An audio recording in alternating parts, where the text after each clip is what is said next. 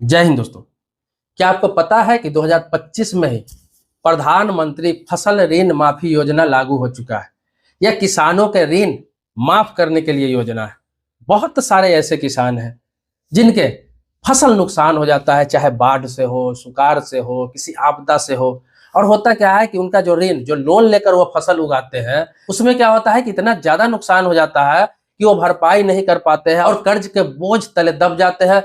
अक्सर आपने सुना होगा, कभी पंजाब में, कभी हरियाणा में, कभी उत्तर प्रदेश, कभी बिहार, कभी बंगाल के किसान क्या करते हैं, सुसाइड कर लेते हैं। और कारण होता है क्या कि उन्होंने ऋण नहीं चुकाया, लोन नहीं चुकाया, उनको लोन देने के लिए पैसे नहीं थे, इस वजह से उन्होंने सुसाइड कर लिया। इसी को देखते हुए भारत सरकार ने इस योजना को लागू किया है, जिसका नाम है प्रधानमंत्री फसल ऋण माफी योजना। इसको लागू करने का मुख्य उद्देश्य ये भी है कि पहले का जो लोन है वो सरकार माफ कर देगी, ताकि लोगों को आसानी से दूसरा लोन मिल जाए, आगे चल के वो खेती बाड़ी कर सके और उनकी जिंदगी अच्छे से कटे, बिना टेंशन का कटे, टेंशन मुक्त रहे और नया पूंजी उनको फिर से मिल सके। अब मैं आपको बता दूं कि इसका लाभ कौन कौन ले सकता है, किन लोगों को, किन किसानों को मिलेगा। क्या सभी किसानों को मिलेगा या फिर चुन चुन के मिलेगा जो पात्र है? तो इस कैटेगरी में सभी किसानों को नहीं रखा गया।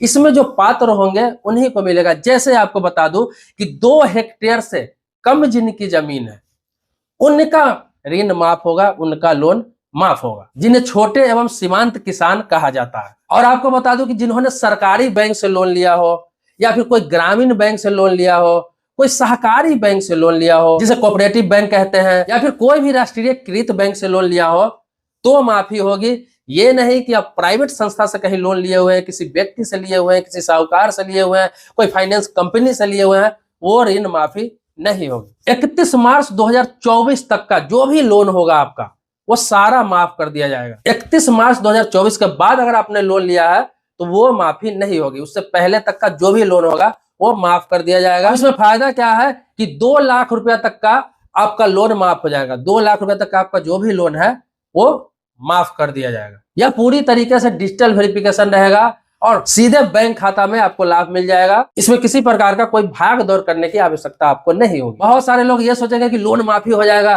तो दूसरा लोन नहीं मिलेगा, डिफॉल्टर घोषित हो जाता है, लोग सिविल खराब हो जाता है, बहुत सारी चीजें हो जाती है। लेकिन इस लोन में ऐसा नहीं है। इसमें सारी चीज दर्ज की गई है कि आप इस लोन को माफ करवा लेते हैं, ये लोन आपका 2 लाख तक माफ हो जाता है, तो होता क्या है, अगले लोन के लिए आपको प्राथमिकता मिलता है बैंक से। प्राथमिकता समझ रहे हैं कि कोई भी बैंक आपको टालेगा नहीं। सबसे पहले किसान में आपको लोन देना पसंद करेंगे। आप नए लोन के लिए प्राथमिकता के श्रेणी में आ जाते हैं, आपको कोई भी बैंक आसानी से लोन दे देता है। तो लोन माफी के बाद ये मत सोचिए कि आपको नया लोन नहीं मिलेगा। नया लोन आसानी से आपको मिलेगा और सबसे पहले आपको ही मिलेगा। तो इस योजना का लाभ जरूर उठाए। इसलिए मिलेगा कि सरकार ये चाह रही है कि वो परेशान थे, गरीब थे, उनका नुकसान हो गया, लोन माफी कर दिया गया, लेकिन नए फसल के लिए नए लोन का आवश्यकता है, इसलिए सबसे पहले लोन इनको दिया जाए। अब इसके लिए अप्लाई कहाँ कर सकते हैं?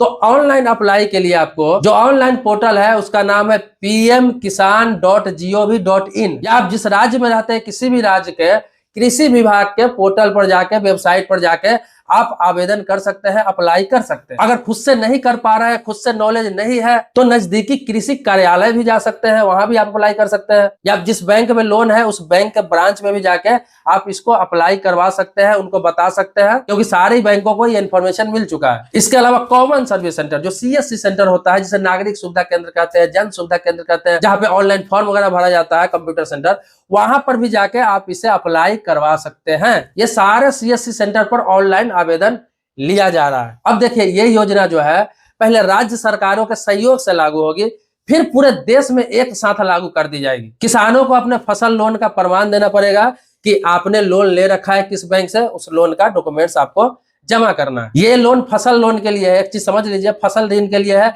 ये नहीं कि आपने ट्रैक्टर ले रखा है या फिर कोई उपकरण ले रखा है उस लोन को माफ कराएंगे, उसका नहीं है। ये फसल ऋण, अगर पैसा लेकर आपने खेती बाड़ी के नाम पे पैसा लिया है, फसल के नाम पे आपने लोन लिया हुआ है, वो लोन सिर्फ माफ होगा। अभी की स्थिति क्या है कि इसे केंद्र सरकार ने 2025 के बजट में ये घोषणा की थी और पहला चरण में मध्य प्रदेश, राजस्थान और महाराष्ट्र में ये योजना ट्रायल के तौर पे चल रहा है। अगर इन तीनों राज्यों में सक्सेस रहा, ट्रायल पूरा हो जाता है, तो फिर ये पूरे देश में लागू कर दिया जाएगा। अगर आप महाराष्ट्र, राजस्थान, मध्य प्रदेश के रहने वाले हैं तो इस योजना का लाभ अभी भी ले सकते हैं। अभी ये चल रहा है इन तीनों राज्यों में।